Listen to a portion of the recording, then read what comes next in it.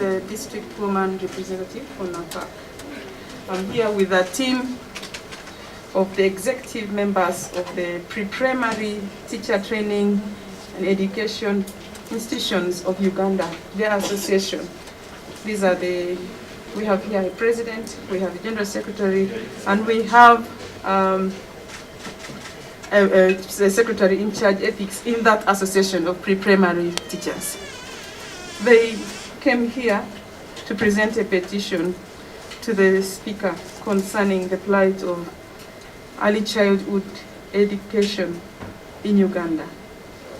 I was lucky to meet with them 2 weeks ago, and they were planning a protest. I told them, no, don't do that yet. Parliament is here to listen to your problems. And so we have been blessed by the speaker who has given us opportunity to address the issues. Our meeting with the speaker has gone very well. He acknowledges the children in Uganda need to be cared, especially those in the age of 3 to 5. Currently, it is private entities, the private sector, taking care of these children, the early childhood education, who are running nursery schools. Our primary schools, many of them don't even have a classroom for that age group. So it's basically on the private sector, and we know the challenges they are in. So the speaker has given us some hope. He has received the petition, and we've agreed an action. We will go ahead to purify this petition and present it in the House, and then it will come, solutions will be agreed to be discussed in the House, then solutions will be agreed that will take care of the whole country on the issue of children.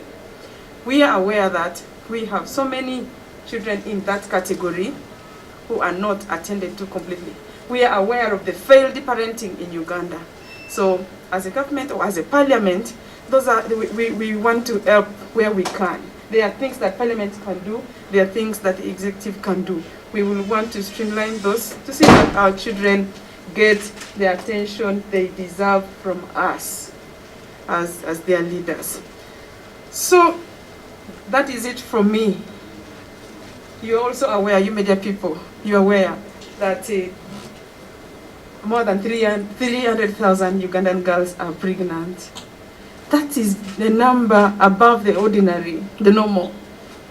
These children are going to be birthed, and where will they, if we don't do anything care of education or care for younger children, what kind of children will those young mothers raise?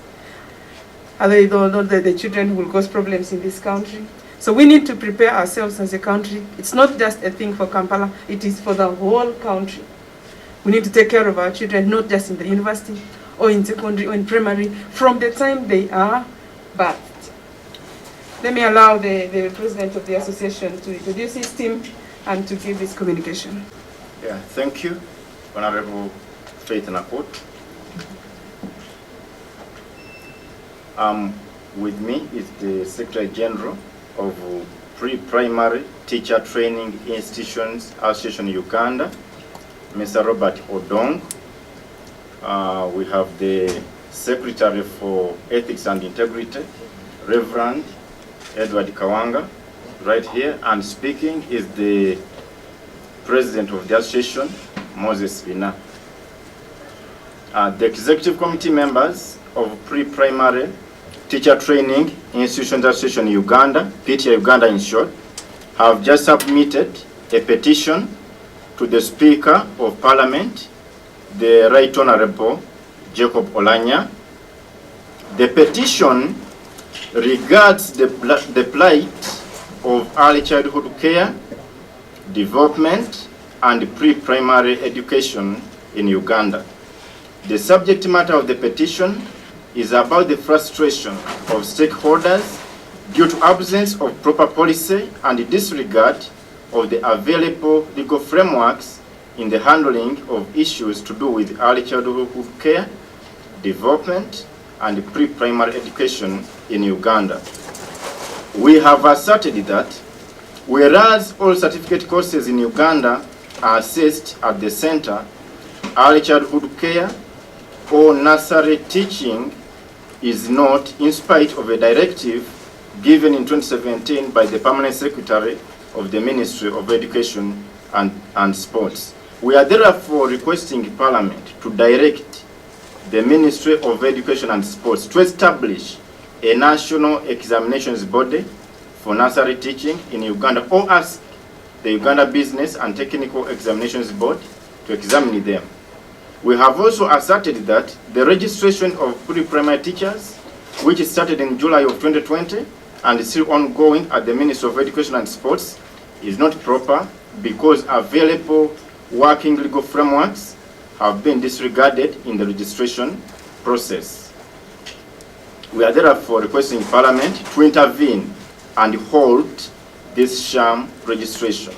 We are also requesting Parliament to investigate the circumstances under which officials at the ministry decided to disregard the law in the said registration of nursery teachers. We have also asserted that the available legal frameworks do not allow for customization of the international legal frameworks concerning education. For instance, Sustainable Development Goal Number 4, Module 2, says by 2030, ensure that all girls and boys have access to quality early childhood development, care, and pre-primary education so that they are ready for primary education.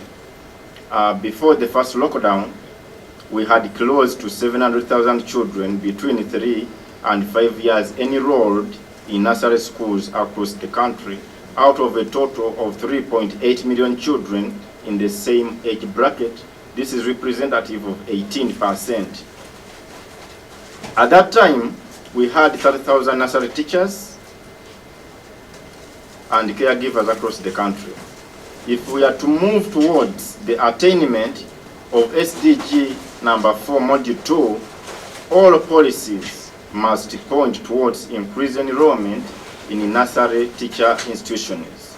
We have therefore requested the Parliament to restrain the Ministry of Education and Sports from implementing the National Teachers Policy 2019 on nursery teachers until we have got the required numbers. I think. Thank you so much. I'm Reverend Edward Kawang. Issues of ethics and integrity. When we talk of early childhood development, we are talking about a holistic development of a child.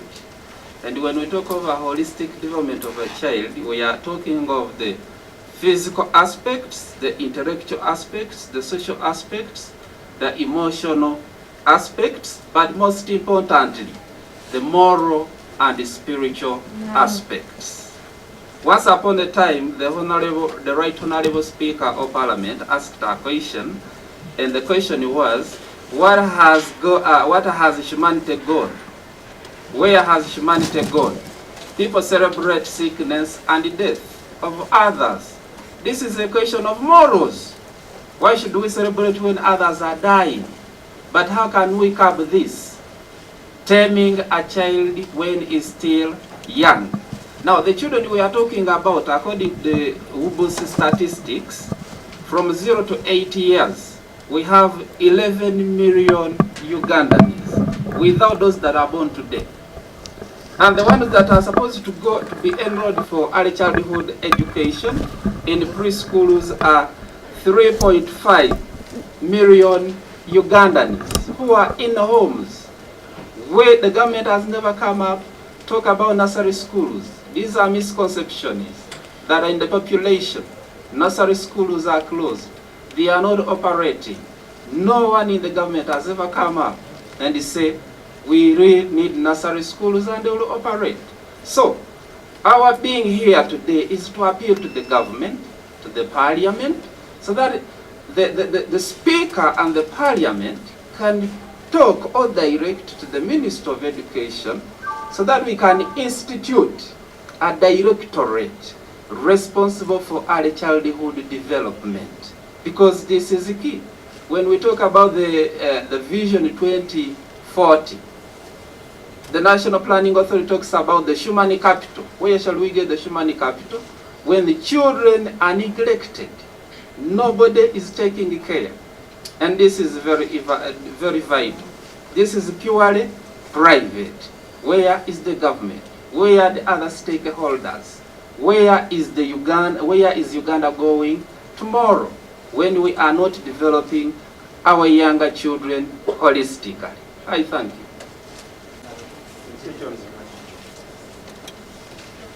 Thank you so much. My name is Odong Robert.